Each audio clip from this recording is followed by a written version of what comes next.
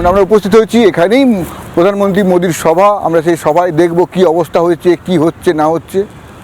আরে হিরণজি, আরে তুমি এখানে? আমি দেখতে এসেছিলাম আমাদের মানে কে আসবে আমাদের প্রধানমন্ত্রীজি শিপ ব্রিগেডের। আচ্ছা, আমি সকালবেলায় এসেছিলাম দেখতে কি অবস্থা। তুমি খড়গপুরেতে জনপ্রিয়তম বিধায়ক, সে তুমি ওখানকার কাউন্সিলরও না? হ্যাঁ, আমি ওখানে কাউন্সিলর। হ্যাঁ, মানে তুমি বিধায়ক এবং কাউন্সিলর। হ্যাঁ, বিজেপির মনে হয় একমাত্র ওখানকার বিধায়ক এবং কাউন্সিলর। বিধানসভার ভোট তো চলে এলো, এখন তোমাকে যদি তোমাকে যদি বলা হয় যে তুমি যে কাজগুলো তোমার করার কথা ছিল বা যে কাজগুলো তুমি করতে চেয়েছিলে তুমি করতে পেরেছো, মানে তুমি কতটা পেরেছো কতটা পারোনি, তুমি যদি তোমাকে নিজের মূল্যায়ন করতে হয় তুমি কি বলবে? না, আমার মনে হয় যে পশ্চিমবঙ্গের যতজন বিধায়ক আছে 294 জন যদি আপনি বিচার করেন, তো গত 5 বছরেতে খড়গপুরেতে আমি যা কাজ করেছি আমার মনে হয় না পশ্চিমবঙ্গের কোনো বিধানসভাতে সেই কাজ হয়েছে। আমার যতটুকু সামর্থ্য আমি সেটা করেছি। এখন রাজ্য সরকারের তরফে যেগুলো করার কথা ছিল সেগুলো করেনি, তো সে বিষয়ে আমি যাবো না। মানে ধরো 135 কোটি টাকার অমৃত 2.0 জলের যে আমাদের খড়গপুর সদরের যে ফান্ড সেন্ট্রাল গভর্নমেন্ট থেকে এসেছিল 135 কোটি টাকা, তাই বললাম ফান্ডে টাকাটা কোথায় গেল।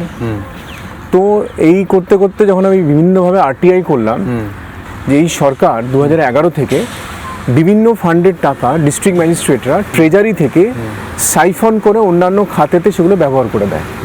তো সেটা নিয়ে আমি প্রশ্ন তুললাম আমাদের অ্যাসেম্বলিতে, মেনশনেতে বললাম, বাজেট সেশনে বললাম।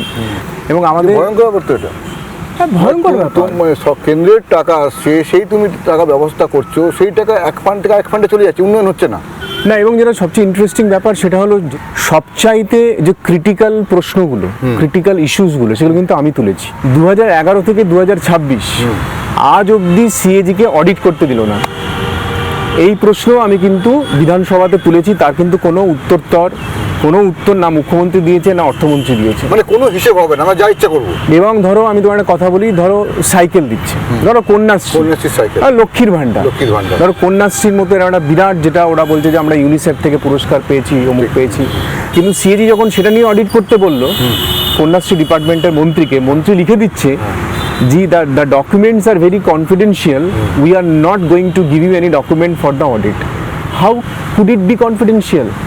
তো এই যে প্রশ্নগুলো, মানে খড়গপুর সদরের বিধায়ক না, একজন পশ্চিমবঙ্গের বিধায়ক হিসাবে গত 5 বছরেতে সিএজি কেলেঙ্কারি, ট্রেজারি কেলেঙ্কারি, কৃষক আত্মহত্যা, তারপরে তোমার West Bengal right to public service commission, সেখানে কোটি কোটি টাকা নয়ছয় করা হয়েছে, সেটা নিয়ে আমি যখন হিসাব চাইলাম, তার সমস্ত ডিসক্রিপেন্সি। এই যে তুমি আমাকে কথাগুলো বলছো, প্রতিটা কথাই কিন্তু ভয়ে, আতঙ্কে। তুমি যখন মাটির মানুষের কাছে যাও, তারা তো এইরকম, মানে এই যে তথ্যের হিসেব নিকেশ, এগুলো তো মাটির মানুষদের কাছে ওই রকমটা লাগে না। কিন্তু যাদের কাছে তুমি ভোট চাও, যারা ভোট দেয়, তারা কি এই তথ্য নিয়ে থোড়াই কেয়ার করে? না, আমি যে তথ্যগুলো আপনাকে দিলাম সেই তথ্যটা হলো, এটা হলো পশ্চিমবঙ্গ সরকার কিভাবে চলছে এবং গোটা পশ্চিমবঙ্গ সরকার কিভাবে দেনায় জর্জরিত হয়েছে, পশ্চিমবঙ্গ সরকার কিভাবে ম্যানিপুলেশনস করে চলেছে, সেইগুলো এখনও কিন্তু কোর্টে যায়নি। এগুলো কোর্টে নিয়ে যাওয়ার কথা, কিন্তু দুর্ভাগ্যবশত হয়তো আমাদের বিধানসভার বিধায়করা বা সমষ্টিগতভাবে আমরা হয়তো কোথাও একটা পিছিয়ে আছি। নানা ধরনের কন্টেন্ট দেখার জন্য লাইক করুন, শেয়ার করুন আমাদের ফেসবুক পেজ, সাবস্ক্রাইব করুন আমাদের ইউটিউব চ্যানেল। পাশাপাশি অন্যান্য ব্রেকিং নিউজের জন্য অবশ্যই চোখ রাখুন রিপাবলিক বাংলায়।